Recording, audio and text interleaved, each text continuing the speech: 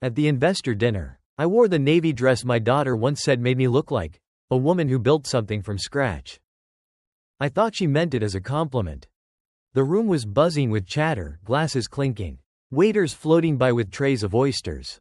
My daughter, Amanda, was radiant in red, smiling as she worked the room, shaking hands with people I helped her meet. She built her company on my retirement fund. She called me her first angel. But then, she looked at me across the table.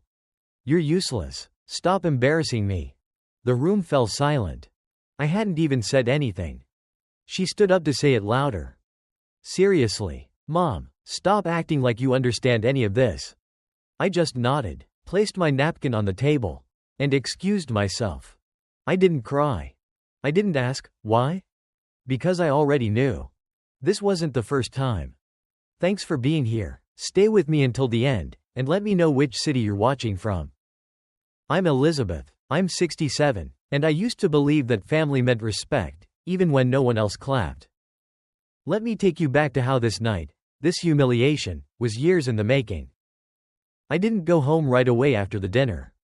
I walked around the block 3 times, heels aching, heart quieter than it should have been. I passed by the bakery where Amanda and I used to stop on Sunday mornings. Back then, she still let me hold her hand, still asked if she looked okay before meeting clients. She used to value my opinion. But that night, my opinion embarrassed her. When I finally walked into my apartment, the air felt heavier than usual. Not sad, just full of things I didn't want to face. The envelope from the bank still sat unopened on the counter. The check I sent her last month still hadn't cleared. And the bouquet I bought myself, because I assumed she'd forget my birthday again, was starting to wilt. I took off my earrings, sat on the couch. Replay after replay, that moment at the table. The silence wasn't what hurt the most. It was the way no one said anything. Her co-founders, the investors I had invited. People who used to call me the reason this company exists. They all just sipped their wine. I'm not ashamed of what I don't know. But Amanda is.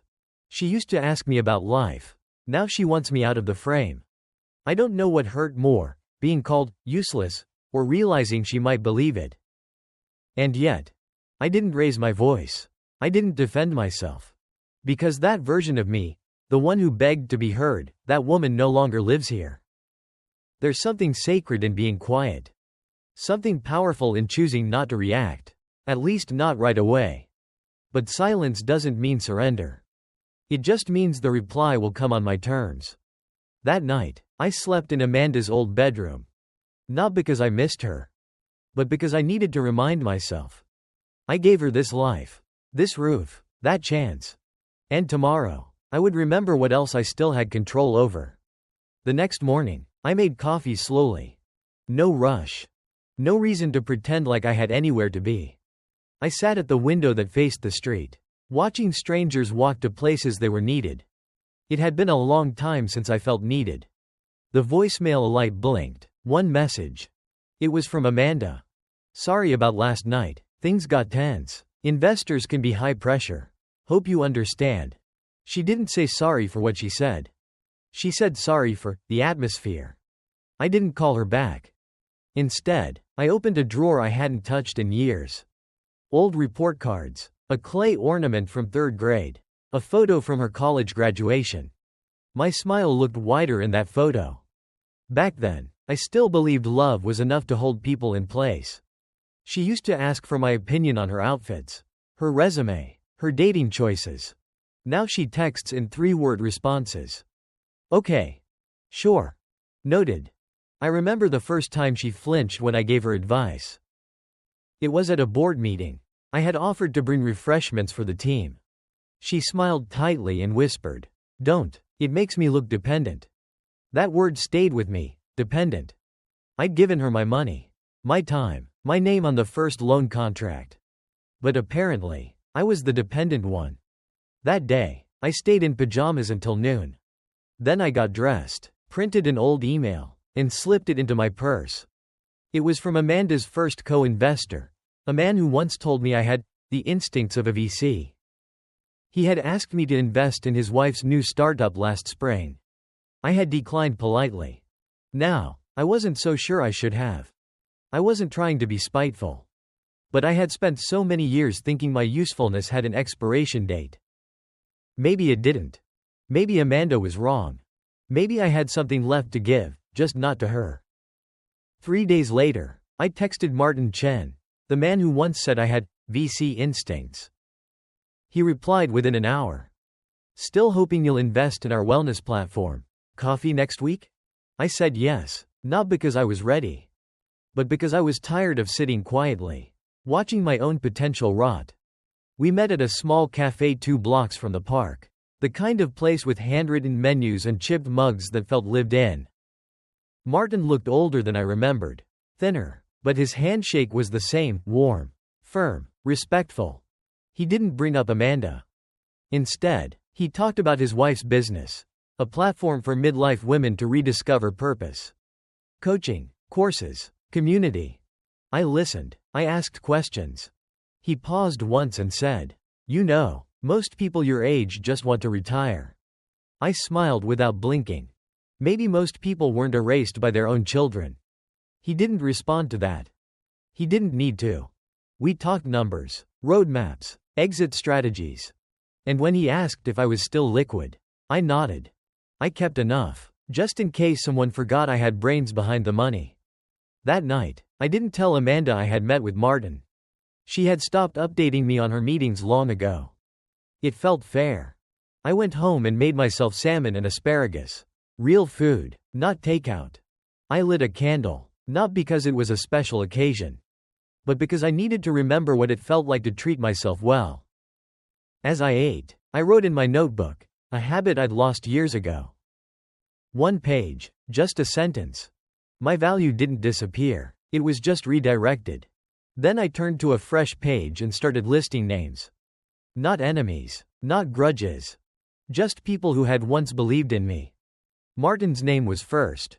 Then my old boss at the local library. Then a friend from my church group who once said I had the voice of someone who could lead. By the time I finished the list, I felt something I hadn't in months. Not hope. Not revenge. Clarity. 2 weeks after the dinner, my inbox pinged. It was a name I hadn't seen in years, Tasha Wilkins. Amanda's college roommate. She used to call me Mom 2 inches back when they still lived in that tiny off-campus apartment. Her subject line read, I wasn't sure if I should reach out, but I couldn't stay quiet. I clicked. Her message was short, kind, but it felt like a match being struck in a dark room. I was at the investor dinner. I saw what happened. I saw how they looked away. I'm so sorry. You didn't deserve that, and you're not useless. I know exactly who built Amanda's first pitch deck while she cried on the floor at 2 a.m. I remember. Even if she pretends not to. I read it twice, then again. Tasha had always been the one who noticed the little things, who thanked me for cooking, who hugged me tighter than my own daughter sometimes did. She wasn't trying to fix anything. She just wanted me to know, she saw. That mattered more than I expected. Later that afternoon, I called her. She answered on the second ring. Her voice cracked when she said, I didn't think you'd want to hear from me. I didn't think anyone did. I replied. We talked for nearly an hour. About her kids, about her job. And then, carefully, about Amanda. She told me things I half suspected. That Amanda had been embarrassed by my presence at meetings for years. That she had told colleagues I insisted on attending, even when I was invited. She always wanted you to invest, Tasha said quietly, but she never wanted to admit she needed you. That line stayed with me. Needed, but resented. Used, but hidden. Before we hung up, Tasha said one more thing. You gave her everything, but she never learned how to give it back. I didn't cry, not because it didn't hurt, but because it felt like an old wound finally being named out loud. That night, I pulled out the folder where I kept all of Amanda's first business documents. The lease I co-signed. The logo drafts I paid for. The legal forms I filed under my name. I laid them out on the table like puzzle pieces. Not to shame her, but to remind myself, I was there. Even if she doesn't say it. Even if she never will. I was there. And I still am. After the call with Tasha, Something inside me shifted. Not suddenly. Not like a fire being lit. More like a door, long jammed, finally opening with a soft creak. I spent the weekend sorting papers. Not just Amanda's. Mine. Bank statements. Old investment options I'd shelved. A business plan I wrote 15 years ago and never showed anyone, because life got busy. Because Amanda needed braces. Because I thought mothers weren't supposed to dream for themselves. I found an old notebook with the name, Second Bloom, scribbled on the front. That was going to be my garden cafe. I smiled at the name. I still liked it. But I wasn't 20 anymore. I didn't want to run a cafe. I wanted to invest in stories like mine. Women like me. So I called Martin again. This time, I didn't ask questions. I told him what I wanted. I don't want a seat at the table. I want to build the table. With women who've been pushed off their own. There was a pause. Then his voice, more certain than before. We'd be lucky to have you. By Tuesday, I had wired the first part of the investment. I didn't tell Amanda. For the first time, I didn't ask for her advice, her input, or her approval. And that silence felt different than before. It felt like power. That evening, Amanda called. Maybe she sensed something. Or maybe she just needed something. She asked how I was.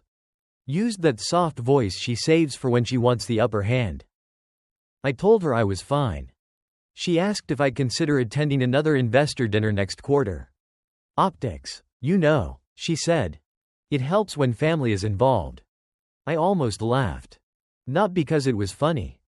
But because it was so perfectly scripted.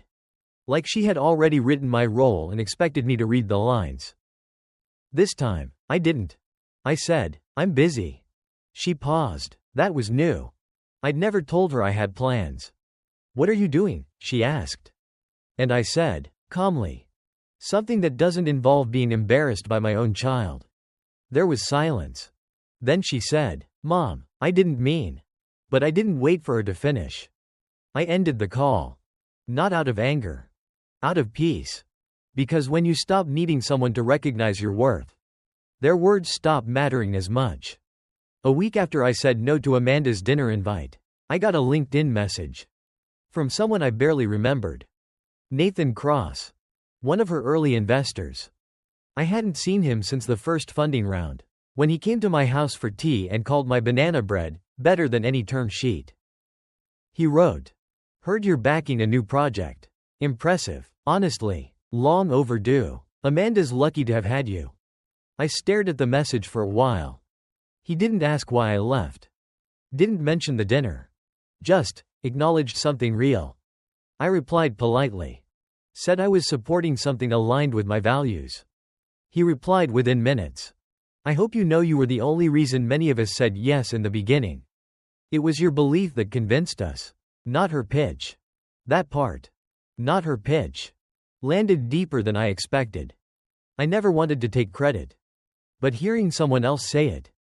It made the silence I had lived in feel heavier. Later that day, I got a text from Martin. Met with a new angel investor. She said she heard about us through Elizabeth, the woman Amanda never thanks.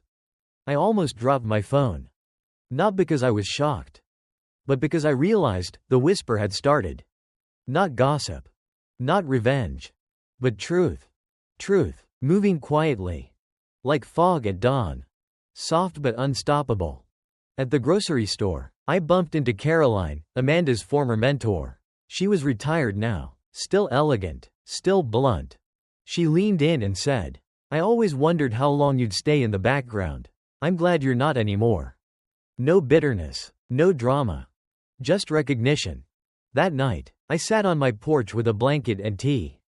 Watched the sky dim without turning on the lights. I didn't need to celebrate. But I did need to witness this moment. Where the story began to shift. Not because I demanded it. But because I removed myself from the lie. And sometimes, that's all it takes. It wasn't a dramatic moment. No music, no storm, no shouting in boardrooms. Just a Tuesday. Gray sky, quiet kitchen.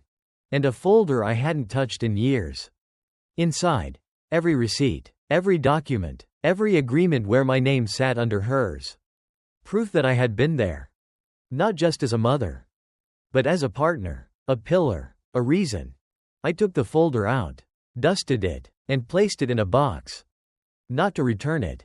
Not to throw it away. But to release it. Amanda called that afternoon. I let it ring 4 times before picking up.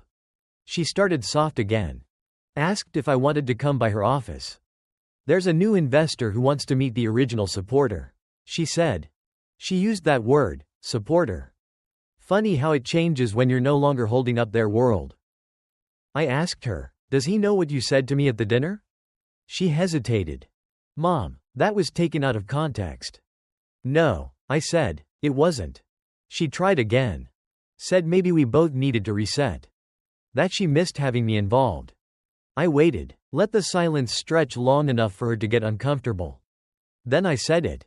Sweetheart, I'm not coming back to be the shadow behind your spotlight. She didn't know what to say. And that was the answer. I wasn't angry. I wasn't hurt. Not anymore. I was done auditioning for a part in someone else's version of my story. That night, I made a fire in the fireplace. Put on the jazz album I used to love before Amanda told me it was dated. And I sat with the quiet. Not the kind that aches. The kind that heals. On the table beside me sat the box, with the folder. The photos, the proof. Still there. But no longer mine to carry. I didn't burn it. I didn't need to. Because I no longer needed her recognition to validate my worth. And that was enough. A month passed. I didn't hear from Amanda again. No follow-ups, no apologies, no explanations. Silence, this time, wasn't a punishment. It was a choice. Hers, and mine. I went on with my life, quietly, but fully. Joined a book club. Started swimming again at the community center. Learned how to make sourdough bread. Small things. But all mine. Then, one afternoon, Martin called. Hey, we're hosting a pitch circle next week. He said, early stage founders. Would love for you to sit in. No pressure. I almost said no out of habit. But something stopped me. Maybe it was the way he said, founders. Not girls. Or maybe it was the way he didn't treat me like a +1 to someone else's story. So I said yes. The room was bright, simple. A few folding chairs, a whiteboard, a coffee station with too much sugar and not enough cream. And 5 women, all over 50, pitching things they believed in. A bakery run by formerly incarcerated mothers. A line of functional fashion for women with arthritis. An online learning platform for retired teachers who still wanted to teach.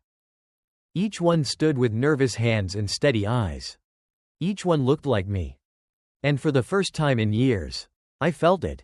Not pride in someone else. Not guilt. Not resentment. Just belonging. I didn't speak much that day.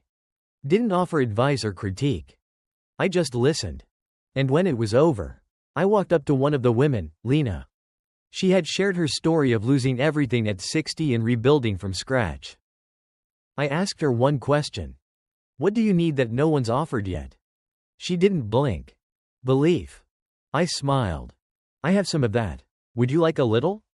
Her eyes filled, not with tears, but with relief. I handed her my card. The one I had printed last week. Just my name, my number. And one line underneath. Investor in second chances. The envelope came on a Thursday. Heavy paper. Expensive ink. Amanda's company logo embossed in gold. Inside. A formal invitation. 10-year anniversary gala. Black tie. Media presence. Legacy speeches. And a handwritten note. I'd like you to be there. It wouldn't feel right without you. There was no I'm sorry. No I was wrong. Just, it wouldn't feel right. I held the card over the sink for a moment. Not to throw it away. Just to feel how little weight it carried now. A year ago, I might have cried. Now? I made tea. Sat by the window. Watched the mail truck pull away, leaving behind bills and empty gestures. That night, I called Lena. Told her I'd fund the second phase of her project. She gasped. Are you sure? I said, belief isn't meant to sit in a drawer. We laughed. Talked about her plans. Her hiring goals. How she wanted to name the flagship bakery after her grandmother. Not once did I mention Amanda. Not once did I need to. A few days later, Amanda called. Her voice was bright, scripted. I hope you got the invitation. I did, I said. Silence. Then she asked, carefully. So, will you come? I waited. I could have explained. Could have revisited the dinner, the silence, the years. But I didn't. Instead, I said, I already have plans. More silence. Then her voice cracked for the first time in a long while. Mom, are we okay? And I answered, not coldly, not cruelly. Just honestly. We're alive, that's enough. I wished her well. Truly. Then I hung up. And I didn't cry. Because peace isn't the absence of pain. It's the decision to stop handing your worth to people who can't hold it. That Saturday, I went to Lena's soft opening. She hugged me like family. Introduced me to the staff as our miracle investor. There was a chalkboard near the register. Someone had written a quote in big cursive letters. Sometimes the family we build is the one that finally sees us. I smiled. Didn't say a word. I just sat down by the window. Sipped my coffee. And watched the next chapter begin. It started with a headline. Not scandal. Not gossip. Just a line in a business newsletter. Amanda Powell's brand loses major investor amid transparency concerns. I didn't click the article. I didn't need to. The truth always finds light, even if it arrives quietly. A few days later, Caroline, Amanda's former mentor, called. She never sugar-coated. They're scrambling, she said. Losing confidence. Word got out you pulled your backing years ago. Seems like people finally started asking. Where did the foundation really come from? I listened. She went on. Said Amanda had tried to rewrite the early chapters of her story. Pretend she did it all alone. Erase the people who held her up. It's funny, Caroline said. The ones who forget who fed them often starve later. I didn't laugh. Didn't cheer. I just thanked her for the call. Because this wasn't justice. It wasn't revenge. It was gravity. And I had nothing to prove anymore. I spent that afternoon writing thank you notes. One to Martin. One to Lena. And one to myself. It read, you chose peace over pride. And that was the real win. Later that week, I walked past Amanda's office building. Not on purpose. It was just on my way to a workshop for female founders. But as I passed, I saw her through the window. She looked smaller. Not physically, just dimmer. Like someone who had learned the cost of silence the hard way. She didn't see me. And I didn't wave. I kept walking. Because sometimes, the most powerful thing you can do is not return to the place that once tried to erase you. That night, Lena sent me a photo. Her bakery had been featured in a local magazine. The caption under her picture read, when someone believes in you, everything becomes possible. No one mentioned my name. And that felt perfect. Because this time, I wasn't the footnote. I was the foundation, quiet, unseen, but strong. And that was more than enough. Spring came. Not the kind in calendars. But the kind that arrives slowly, in your chest. When heaviness begins to melt. I planted herbs on the balcony. Basil, mint, lavender. I'd forgotten the joy of watching something grow that didn't need praise to matter. One morning, I baked banana bread again. Same recipe Amanda used to love. This time, not to impress, not to please, just to enjoy the scent in my own kitchen. I brewed tea. Set a table for one. Used the good china. No guests. No audience. Just me. And I realized, this was what I had been missing all those years. Not applause. Not credit. But space. A quiet, honest space where I could exist without proving anything to anyone. I looked at the chair across from mine. Empty. But not lonely. Because some absences aren't hollow. They're healing. Amanda hasn't called again. I haven't reached out. And that silence is no longer sharp. It's soft now, like distance wrapped in understanding. I hope she's well. I truly do. But I no longer live in waiting. Not for her voice. Not for her validation. A friend once told me, peace isn't loud. It's what's left when the noise stops. That's where I am now. Not in a war. Not in a scene. But in a life of my choosing. Where I invest in what sees me back. Where I give without disappearing. Where love doesn't cost my voice. So to the woman I used to be. The one who sat quiet at that investor dinner. Who flinched when her daughter spoke. Who believed silence was strength but felt so small inside. I see you. I thank you. You got me here. And from here on out, I speak. Not to be heard. But because I finally know who I am. Even when no one's listening.